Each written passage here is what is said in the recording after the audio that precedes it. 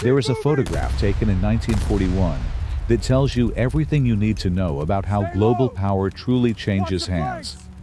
In it, Winston Churchill, the leader of the most powerful empire the world had ever seen, sits across from Franklin Roosevelt aboard a warship anchored off the coast of Newfoundland. Churchill is not there to request weapons or soldiers. He has come to ask for something even more important: money. By 1941, the British Empire, the empire where the sun was said to never set, the empire that controlled nearly a quarter of the world's land and commanded the greatest navy ever assembled, had exhausted its financial resources.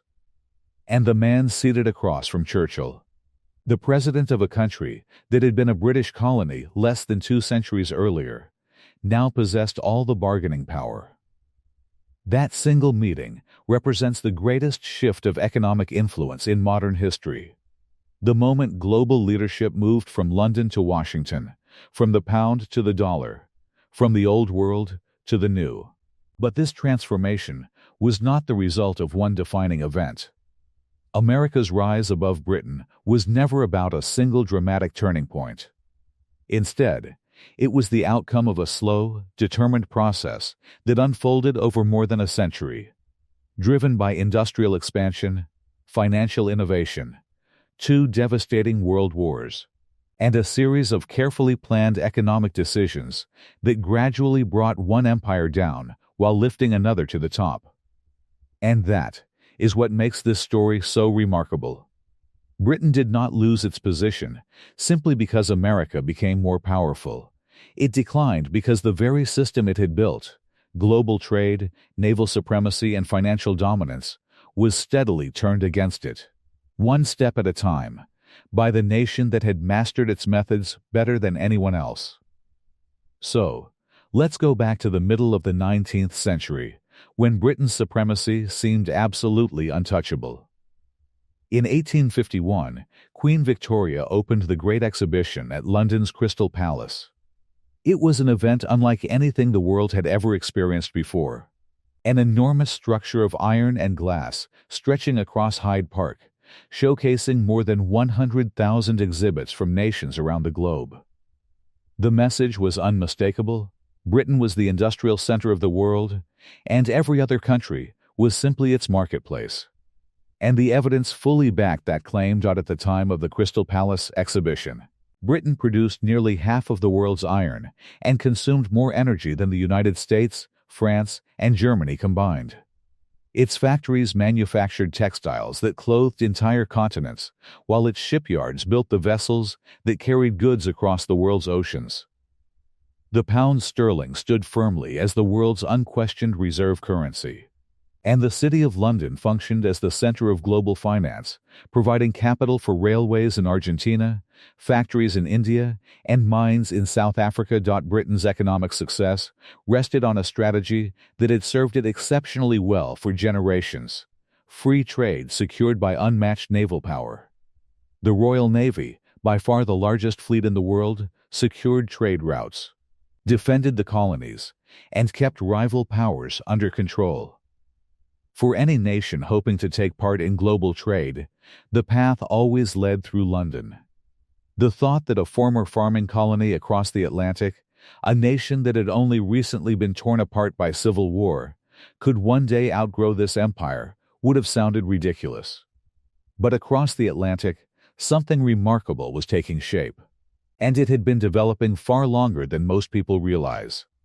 Even before the first shots of the American Revolution were fired, the economic foundations of the United States were already being designed for expansion. The continent itself was an extraordinary gift of geography: vast stretches of fertile farmland, enormous reserves of coal, iron, oil, and timber, navigable rivers running thousands of miles inland, and coastlines on 2 oceans that opened access to both European and Asian markets. But natural resources alone do not create an economic superpower. What set America apart was a deliberate, carefully planned strategy to turn those resources into industrial strength. And the man who designed that strategy was Alexander Hamilton. Alexander Hamilton, the first Secretary of the Treasury, understood something that many of his peers failed to see. He knew that a nation built on farming would always depend on a nation built on factories. In 1791, he presented his famous Report on Manufactures to Congress, a document that would later become the intellectual foundation of America's economic rise. Hamilton argued that the United States had to shield its young industries from British competition through tariffs, that the government should invest directly in infrastructure, and that a national banking system was crucial to finance industrial growth. His vision was highly controversial at the time. Thomas Jefferson and his supporters believed America's future belonged to agriculture, not manufacturing. But Hamilton's ideas gradually took hold. The Tariff Act of 1789, one of the very first laws approved by the new federal government, placed duties on more than 30 imported goods, sending a powerful message to the world. America was determined to build its own industrial foundation, and it was prepared to use government power to achieve it. Over the following decades, this protectionist approach became firmly embedded in national policy. Tariffs steadily increased, protecting American steel, textiles, and machinery from lower-priced British imports. Henry Clay called it the American system, a strategy built on protective tariffs, internal development, and a strong national bank to make the United States economically independent.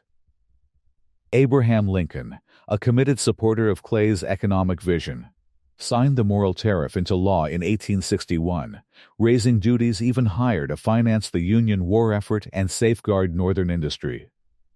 And the Civil War itself, despite its devastating cost, became the spark for an industrial boom that would permanently reshape the global balance of power. The American Civil War claimed more than 600,000 lives and shattered the Southern economy. But for the industrial North, it became a powerful engine of growth. The war created massive demand for steel, weapons, railroads, telegraph lines, clothing, food, and every resource a modern army required to operate. Factories across Pennsylvania, Ohio, and New York expanded at an incredible speed. New technologies were embraced almost overnight. And when the war ended in 1865, the industrial system built to win the conflict was redirected toward commercial growth. What happened next was truly extraordinary. Between 1865 and 1898, American coal production jumped by 800%. Railway track mileage expanded by 567%. Cities such as Chicago, Pittsburgh, and Cleveland evolved from regional trading hubs into booming industrial powerhouses. The population surged as millions of immigrants arrived from Europe, attracted by the promise of jobs and better wages. Behind this remarkable growth stood a generation of industrial leaders whose ambition knew almost no limits. Andrew Carnegie created a steel empire that outperformed British producers in both price and quality. John D. Rockefeller unified the oil refining industry through Standard Oil, building a monopoly that controlled nearly 90% of America's refining capacity. J. P. Morgan reorganized the railroad industry and established United States Steel, the world's first billion-dollar corporation. These men were anything but modest. They were ruthless, strategic, and relentless in their pursuit of size and efficiency. And they were creating something the world had never witnessed before. An industrial machine so productive and so enormous that it would eventually surpass anything Britain could manufacture. By the middle of the 1880s, the United States had overtaken Britain as the world's largest producer of manufactured goods and steel. Take a moment to appreciate what that meant. Less than 20 years after a devastating civil war, the United States had surpassed the nation that had launched the Industrial Revolution. But here is the crucial detail that many people overlook. Although America had already become the world's biggest economy by the 1870s, in terms of total output, Britain still ruled the global financial system. The pound sterling remained the world's leading currency. The City of London still directed the movement of international capital. British banks continued financing projects across every continent, and the Royal Navy still controlled the seas. America possessed the industrial strength, but Britain still controlled the financial network. The only question was how much longer that balance could survive. The answer arrived with shocking speed in the summer of 1914. When the First World War began in August 1914, Britain entered the conflict as the world's largest creditor nation. It had spent decades investing overseas, financing railways in India, mines in South Africa, and ports in Australia. The City of London managed a vast network of global investments. The pound sterling was backed by gold reserves and strengthened by centuries of commercial trust. Britain was not only powerful, it was financially secure. 4 years later, that reality had completely changed. The cost of the First World War exceeded anything Britain had expected. Between 1915 and 1918, the British government spent well over 25% of its entire GDP on the war effort. It suffered around 715,000 military deaths, while more than twice that number were wounded. It lost roughly 10% of its domestic assets and nearly 24% of its overseas investments. To finance this destruction, Britain borrowed heavily. It borrowed from its own citizens through war bonds. It borrowed from its colonies. And most importantly, it borrowed from the United States. By 1918, Britain's national debt had soared from around £620 million before the war to £7.8 billion, an increase so dramatic that its debt-to-GDP ratio climbed from about 25% to more than 130%. And the most significant transformation of all was this. Britain entered the war as the world's biggest creditor and emerged from it as the world's biggest debtor. Meanwhile, across the Atlantic, the United States was enjoying an economic boom driven by the very war that was draining Britain's wealth. Before the conflict, America had actually been a net debtor in international finance. But beginning in 1914, European nations started purchasing enormous amounts of American products, weapons, ammunition, food, raw materials. Everything a continent at war needed to survive. American factories operated around the clock. American farmers shipped grain across the Atlantic.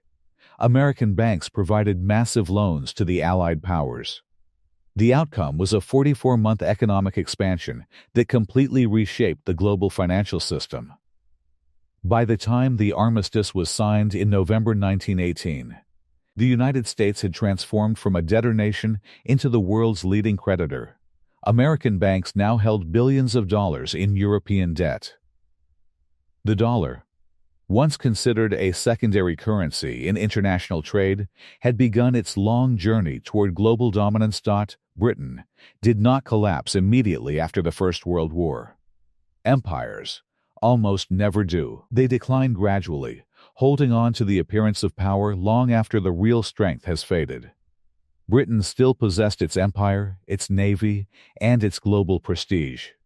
But the underlying damage was deep and impossible to reverse. The enormous war debt limited government spending for decades. Interest payments alone consumed a huge share of the national budget, leaving less money for infrastructure, education, and industrial modernization. The decision to restore the gold standard at its pre-war exchange rate in 1925, strongly supported by Winston Churchill as Chancellor of the Exchequer, turned out to be a costly mistake. It overvalued the pound by an estimated 10 to 15%, made British exports more expensive in world markets, and worsened the economic struggles already affecting the country's industrial regions. British industry, which had already been losing ground to American and German competitors before the war, slipped even further behind. The cotton mills of Lancashire, the coal mines of Wales, and the shipyards of Glasgow all entered a long and painful decline. During the years between the wars, something happened that would have seemed unimaginable only a generation earlier. Britain's financial dominance began to weaken. New York was emerging as London's greatest rival in international finance. American investment banks were funding projects across Latin America, Europe, and Asia that would once have belonged exclusively to the City of London. And the dollar steadily gained ground against the pound in global foreign exchange reserves. Then came the Great Depression, followed by the war that would complete what the first one had begun. When the Second World War erupted in September 1939, Britain was already in a fragile position. Its economy had never fully recovered from the First World War. Its national debt was still enormous. Its industrial base was growing outdated. And the empire, although vast on paper, was becoming an increasingly costly burden to maintain. The Royal Navy demanded enormous resources. Running the colonies required thousands of civil servants, while the colonies themselves were producing smaller returns than before. Estimates suggest that colonial trade made up only a limited share of Britain's overall economy, and the profits probably financed just 7 to 15% of Britain's investment in capital formation. The empire looked magnificent on the map, but the financial records painted a very different picture. The war against Germany changed everything at an astonishing pace. By 1940, France had fallen after only 6 weeks of fighting. Britain stood alone against the strongest military force in Europe, and keeping the war effort alive required money that Britain simply no longer had. On November 23, 1940, Britain's ambassador to the United States, Lord Lothian, arrived at New York's LaGuardia Airport and gave an unexpected press conference. His words were direct and unforgettable. "Well, boys, Britain's broke. It's your money we want." Churchill was reportedly furious over the lack of diplomatic tact, but the ambassador was speaking the truth. In December 1940, Churchill sent Roosevelt a personal letter, one of the most significant letters in modern history, explaining in unmistakable terms that Britain could no longer afford to pay for the supplies it desperately needed. Roosevelt answered with the Lend-Lease program, signed into law in March 1941. On the surface, it appeared to be an extraordinary act of generosity. The United States would provide Britain with food, oil, weapons, and military supplies, while delaying payment until after the war. By the time the program ended, America had delivered more than $50 billion in total aid to Allied nations, with Britain and its empire receiving around $31 billion of that amount. But Lend-Lease was never an act of charity. It was a business arrangement, and the conditions attached to that agreement would speed up Britain's decline in ways Churchill could not fully foresee at the time. Article 7 of the Master Lend-Lease Agreement required Britain to help eliminate every form of discriminatory treatment in international trade. In reality, this meant dismantling the system of imperial preference, the network of special trade agreements between Britain and its colonies that had long been the foundation of the empire's economic system. The Americans also insisted that Britain sell its overseas assets to finance the war, giving up investments that had taken generations to build. Historian Stephen Ambrose described it clearly. The Americans demanded that Britain sell its overseas assets, which meant that, at the end of the war, the income that the British had counted on and depended on for so long from those investments would simply no longer exist. Lend-Lease kept Britain alive, but it also picked the empire's pockets. There was another condition that proved even more significant. The United States demanded long-term leases on military bases across British territory, stretching from Newfoundland to the Caribbean. In return for 50 aging destroyers, Britain granted 99-year leases on 8 strategically important locations throughout the Western Hemisphere. The old empire was quite literally giving away pieces of itself just to survive. By 1941, Britain was effectively bankrupt. Its gold reserves had been exhausted. Its overseas investments had been sold. Shipping losses continued to rise as German U-boats attacked Atlantic convoys. Britain's survival now depended completely on American support. And when the United States entered the war after Pearl Harbor in December 1941, the full strength of America's industrial machine came into action. American factories produced weapons, vehicles, aircraft, and ammunition on a scale the world had never witnessed before. The United States became, as Roosevelt proudly called it, the arsenal of democracy. And that industrial mobilization did more than win the war. It completely transformed the American economy, pulling it decisively out of the Great Depression and establishing the United States as the world's unquestioned economic giant. By 1945, when the war finally came to an end, the global economic landscape had been completely transformed. The United States now produced roughly half of the world's total industrial output. It controlled nearly 2/3 of the world's monetary gold reserves. Its factories remained untouched, its infrastructure was intact, and its workforce was larger and more productive than ever before. American wartime production had reached almost unimaginable levels, manufacturing tanks, ships, aircraft, trucks, and munitions in quantities that overwhelmed not only the Axis powers but even America's own allies. The economy expanded so rapidly during the war that unemployment had virtually disappeared, replaced by labor shortages so severe that women joined the industrial workforce in record numbers. Europe and Asia, meanwhile, were left in ruins. Entire cities had been reduced to rubble. Railways, bridges, ports, and factories had been destroyed. Agricultural production had collapsed, leaving millions facing starvation. Britain, despite being on the winning side, emerged from the war exhausted and deeply in debt, with its empire falling apart and its economy relying on American loans to avoid complete financial collapse. The contrast between the American and British economies in 1945 could hardly have been more dramatic. And this is where the story reaches its defining moment. Because even before the last shots of the war had been fired, the United States was already shaping a new global financial system, one designed with American interests at its center. In July 1944, delegates from 44 Allied nations gathered at a resort in Bretton Woods, New Hampshire. Officially, the conference was meant to create a stable international monetary system that would prevent the currency devaluations and trade conflicts that had helped trigger the Great Depression and, many believed, the war itself. But behind the diplomatic language, Bretton Woods was really a negotiation over who would lead the global financial system in the years ahead. And in reality, it came down to a contest between two men, John Maynard Keynes, representing Britain, and Harry Dexter White, representing the United States. Keynes, widely regarded as the greatest economist of the 20th century, arrived at Bretton Woods with a bold proposal. He wanted to establish a new international currency called the Bancor, managed by a global central bank that would serve as the standard unit for settling international trade. The system was designed to prevent any one nation from gaining excessive control over the world economy.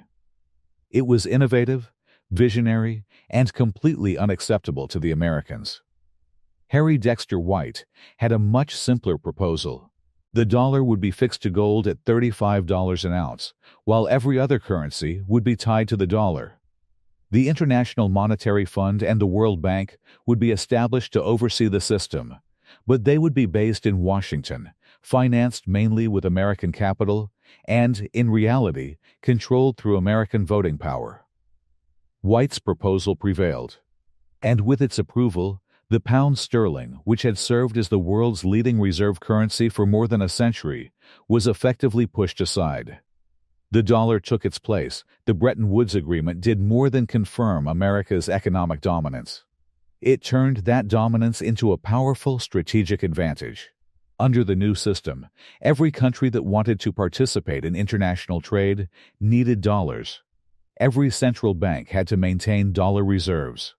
Every international loan, commodity deal, and trade transaction flowed through the dollar and, in turn, through American financial institutions.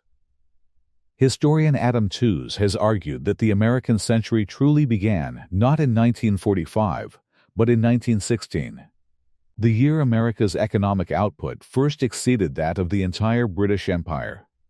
But it was at Bretton Woods that the institutional framework was created to make that dominance lasting. Britain resisted as much as it could. Keynes fought tirelessly for a fairer system. But Britain had no bargaining power. It was bankrupt. It depended on American loans, and it was in no position to set the rules. The greatest casualty of Bretton Woods was Britain's financial leadership. The agreement simply confirmed what the war had already achieved, replacing the pound sterling with the dollar as the world's primary reserve currency. And Britain's humiliation did not end there. When the war concluded in August 1945, the United States suddenly ended the Lend-Lease program. The new British Labour government under Clement Attlee was caught completely off guard. Britain still faced enormous responsibilities, feeding its colonies, supplying coal to liberated Europe, and managing its occupation zone in Germany, all while the treasury was nearly empty. Keynes, who had been warning about a financial disaster since March of that year, traveled to Washington to negotiate financial assistance. He hoped for a grant or, at the very least, an interest-free loan, arguing that Britain's wartime sacrifices deserved recognition. Instead, he received a commercial loan worth $3.75 billion, carrying interest and strict conditions. Britain was required to make the pound convertible into dollars, abandon imperial preference, and effectively accept a lower position in the global economic order. When Britain tried to restore sterling convertibility in July 1947, as required by the Americans, the consequences were disastrous. A massive run on the pound forced the government to suspend convertibility after only 5 weeks. The crisis exposed the new reality for everyone to see. Britain was no longer a global financial powerhouse. It had become a nation dependent on American support for its economic survival. The United States then introduced the Marshall Plan in 1948, officially known as the European Recovery Program, which provided nearly $13 billion in aid to 16 European countries. Britain and France together received about 43% of the total funding. On the surface, the Marshall Plan was an extraordinary act of generosity, and it genuinely helped rebuild Europe. By the time the program ended in 1952, the participating countries had increased their gross national product by roughly 1/3. Agricultural and industrial production had surpassed pre-war levels, and the dollar shortage that had crippled European trade was largely eliminated. But the Marshall Plan was also a brilliant example of economic strategy. It created enormous markets for American products. It tied Western Europe's economies closely to the American financial system. It strengthened the dollar's role as the world's essential currency. And it guaranteed that the post-war international order would develop according to American interests. The United States was not simply rebuilding Europe. It was rebuilding Europe in its own image. Then came the moment that proved beyond all doubt that the transfer of power was complete. In July 1956, Egyptian President Gamal Abdel Nasser nationalized the Suez Canal. For Britain, the canal was far more than a waterway. It represented imperial prestige and served as a vital route connecting Britain with its remaining interests in the Middle East and Asia. Losing control of it was simply unimaginable. So Britain, along with France and Israel, secretly devised a plan. Israel would invade the Sinai Peninsula. Britain and France would then step in as so-called peacekeepers, seize the canal zone, and remove her from power. From a military standpoint, the operation succeeded. Egyptian forces were overwhelmed. The canal was secured. But what happened afterward became one of the greatest humiliations in British history. The United States reacted with fury.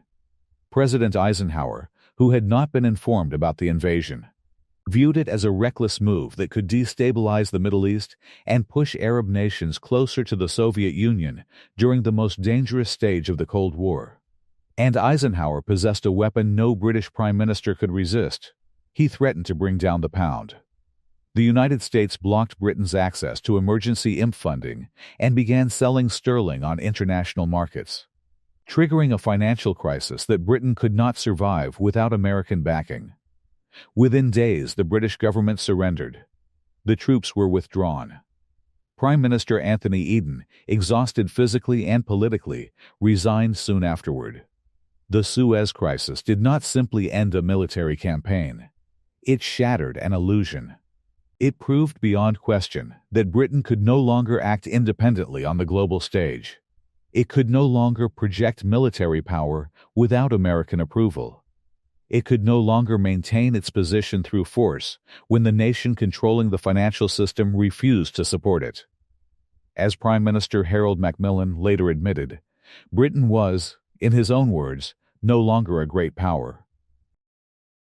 The empire that had once ruled a quarter of the world's land had become a medium-sized European country, struggling to preserve what remained of its influence while adapting to a world order shaped and enforced by Washington. Now, it is worth taking a moment to understand what truly happened over the course of roughly a century. Because the transition from British to American economic dominance was not the result of fate or some unavoidable historical accident. It happened because of deliberate decisions, carefully designed policies, and key moments when one nation gained leverage over another. Britain's decline had begun long before the World Wars. The country that had pioneered the factory system and mass production gradually became complacent. By 1870, American industrial workers were already about 50% more productive than their British counterparts. By the outbreak of the First World War, that advantage had doubled. American and German factories embraced new technologies much faster. Ring spinning, automatic looms, electric power, and assembly line production spread more rapidly across the United States than they did in Britain. Many British businesses, often managed by second- and third-generation owners who had inherited success instead of creating it, were slow to modernize. The education system only deepened the problem. While Germany and the United States invested heavily in technical schools and research universities, Britain continued relying on an outdated network of mechanics institutes and a small number of elite universities that focused more on classical studies than practical science. And then there was the empire itself. Maintaining a worldwide military presence came at an enormous cost. The Royal Navy absorbed huge amounts of resources, keeping thousands of sailors tied up, who could have been contributing to productive industries instead. Managing the colonies required large numbers of administrators, while the economic returns from the empire continued to shrink. The protected markets created through imperial preference may have actually weakened British industry over time by reducing the need to compete and innovate. Why invest in advanced manufacturing when you already had guaranteed colonial markets willing to buy whatever you made? America, on the other hand, had no room for that kind of complacency. Its domestic market was vast and intensely competitive. Its entrepreneurs were driven to innovate, lower costs, and improve efficiency. The nation invested heavily in education and scientific research, while the government, rather than standing on the sidelines, actively encouraged industrial growth through tariffs, land grants, infrastructure projects, and immigration policies. The Transcontinental Railroad, completed in 1869, connected the continent into one unified economic market. The Homestead Act distributed public land to settlers, expanding the interior while creating new demand for goods and services. And the constant flow of immigrants from Europe supplied the workforce that powered America's factory boom. What the two world wars did was speed up a process that had already begun long before. Britain's economic advantage had been fading for decades before 1914. The wars simply destroyed the financial foundation that had allowed Britain to appear dominant, even as its real strength steadily declined. Gold reserves, overseas investments, trade networks, and institutional prestige were all sacrificed to finance survival. Meanwhile, America, protected by two vast oceans and untouched by enemy bombing, was perfectly positioned to step into the gap. There is a popular story that describes this transition as a peaceful passing of the torch, a smooth and friendly transfer of leadership from one English-speaking democracy to another. And it is true that no direct war was fought between the two countries. But the transition was anything but friendly. The Americans negotiated from a position of strength at every stage. Lend-Lease was structured to force Britain to sell its overseas assets. Bretton Woods was designed to replace the pound with the dollar. The Anglo-American Loan of 1945 was intended to break apart the imperial preference system and open British colonial markets to American products. And the Suez Crisis became the final proof that economic power ultimately outweighs military power whenever the two collide. Today, the United States remains the world's largest economy, while the dollar continues to be the dominant global reserve currency, accounting for roughly 58% of all foreign exchange reserves around the world. The institutions established at Bretton Woods, the International Monetary Fund and the World Bank, still operate from Washington.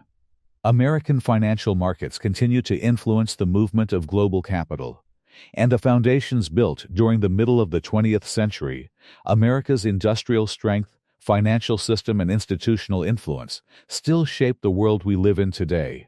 But the real lesson from studying the fall of one empire and the rise of another is not simply about history. Britain in 1851 could never have imagined that within a century it would be financially dependent on another nation. The Crystal Palace appeared to symbolize everlasting dominance. The pound seemed untouchable. The Royal Navy looked impossible to defeat. Yet every one of those advantages eventually disappeared, because economic power, unlike territory, cannot simply be passed down from one generation to the next. It has to be earned again and again through innovation, investment, adaptation, and the courage to make difficult decisions. The United States did not achieve global dominance because of geography alone. Although geography certainly gave it important advantages, it reached that position through a deliberate strategy of industrial expansion, financial innovation, and a relentless ability to seize opportunities created by the weaknesses of others. Whether you see that strategy as admirable or exploitative depends on your point of view. But there is no questioning how effective it proved to be. And that brings us to the question that hangs over this entire story, the question that should keep policymakers awake at night. Are the same patterns that lifted America to the top now unfolding somewhere else? Is another rising power, armed with vast resources, a huge population, and a carefully planned strategy of industrial growth, slowly and methodically doing to the United States what America once did to Britain? Because if history teaches us anything, it is this: no empire lasts forever, no currency remains dominant by divine right, no financial system is too powerful to be replaced. The only real question is what comes next, and whether the nations leading the world today are wise enough to learn from the fate of those that came before them. If you found this deep dive valuable, please consider leaving a like and subscribing to the channel. It really helps us continue creating this kind of detailed content. And if you have your own thoughts on which rising power could be the next to reshape the global order, share your opinion in the comments. I genuinely love to hear what you think. Thanks for watching, and I'll see you in the next video.